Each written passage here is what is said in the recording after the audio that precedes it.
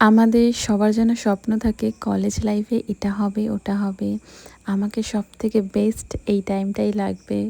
তবে সত্যি কথা বলবো, আজকে আমার ওই কলেজের টাইমের থেকে এখন লেট 20s আমার যে এজটা চলছে, সেই সময়টা আমি বেশি এনজয় করছি, নিজেকে আরও বেশি করে ভালোবাসতে শিখছি। একটা টাইমে যেখানে মনে হতো যে লোকে কি বলবে, লোকে কি ভাববে, এখন এসে মনে হয় এই ভাবনাটা একটু হলেও কমে গেছে আমার মধ্যে।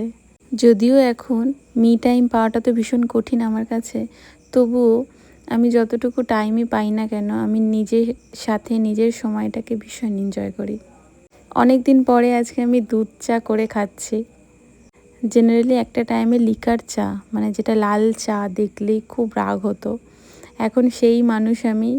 লিকার চা চিনি ছাড়া খেতে বেশি প্রেফার করি, আর অকেশনালি এরকমভাবে সুন্দর করে দুধ চা করে খেতেও খুব ভালোবাসি। আর একটা সময় মনে হয় যে একটু স্লোলি টাইমটা গেলে ভালো লাগে, তেমনই এই সন্ধ্যে থেকে রাত্রিরের যে সময়টা ছিল খুব স্লোলি কাটিয়েছি, ছেলে মেয়ের সাথে সময় কাটিয়েছি, আর চা করে খেয়েছি।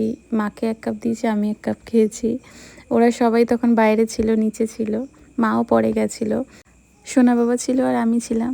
আর টাইমটা একটু স্লোলি কাটিয়েছি, রিল্যাক্স করেছি। তারপরে সবাই চলে এসেছিল, 2 ভাই বোনে বেশ সময় কাটাচ্ছিল। এই মুহূর্তগুলো দেখতেও না আমার খুব ভালো লাগে, আমি তাই ক্যাপচার করে রাখছি।